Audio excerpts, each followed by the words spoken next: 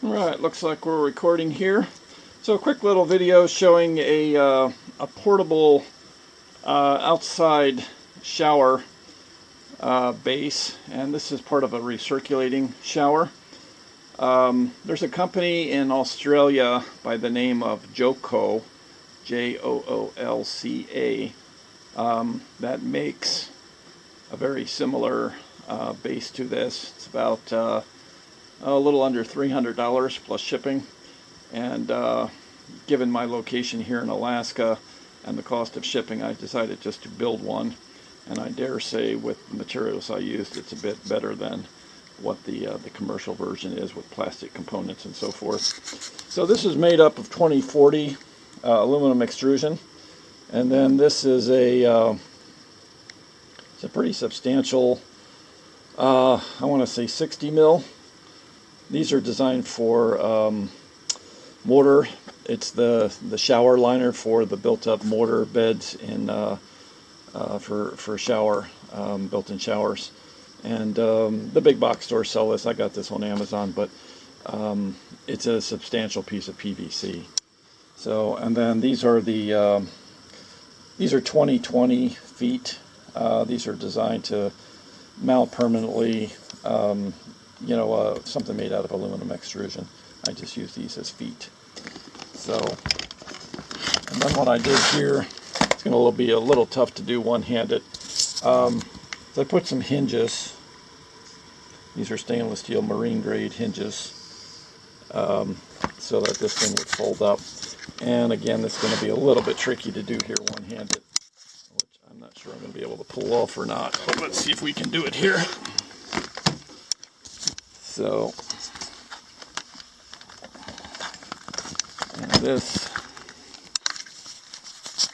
again, tough to do here one-handed. I'll have to sit this down for just a second here. Alright, I'm going to pause this because I'm not going to be able to do it one-handed.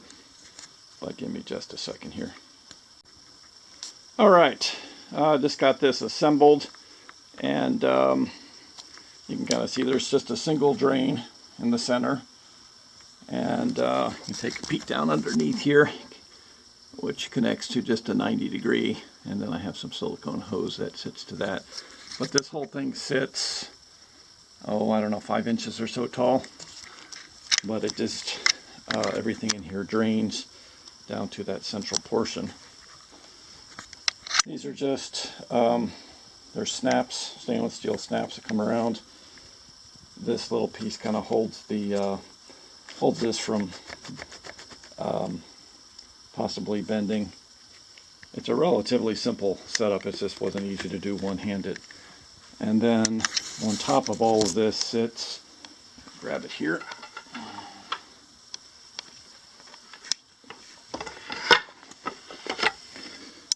see if I can find the end of this.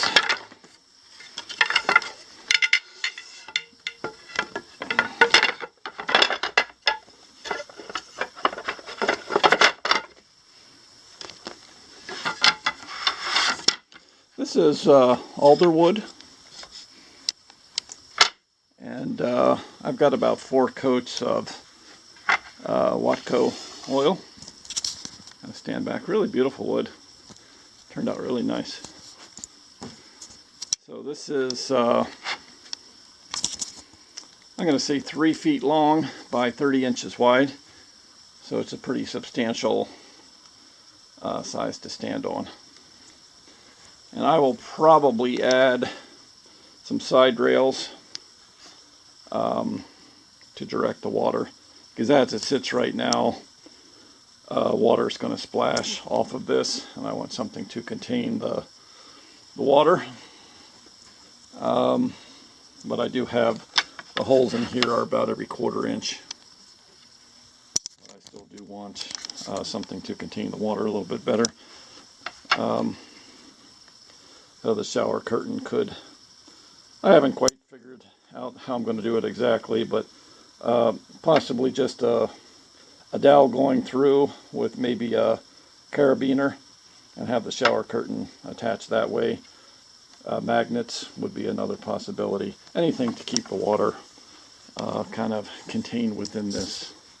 But that's the shower base, and then the whole thing fits, with the exception of the top here, into a bag. This is a, I think, 37" by 7x7, something like that. It's fairly lightweight. The aluminum extrusion doesn't weigh all that much. The heaviest part is the top here, and I just used some. This is polyester webbing, and in this case 2" and then stainless steel screws to hold the whole thing together. And again, one way it will not roll up. The other, if it's reversed, then it folds up more compactly, like so. So anyway, that's the entire shower base, and a nice do-it-yourself option to the much more expensive Joolca. It's the only other company I know who has something like this. They're about, like I said, $280. If you're in the lower 48, I think they ship for free though. I'm in Alaska, so they wanted an extra $125, and $400 for a shower base seemed over the top to me. And again, I think this is better built than what they have. This 2040 extrusion is really tough stuff. And then again, these are just 2020 feet. All this stuff is available on Amazon. The caps, and then I'll just pull this up. You can look at the. This was a marine grade stainless steel hinge I used, and two of these have through bolts. These two here are actually through bolts, and that way they won't twist. These two are just standard screws that go into T-nuts. So this aluminum extrusion has a place here for a T-nut, and that's what these two versions have, T-nuts, and then this is a through bolt. And let me see if I have one here that I can show. Do I have one?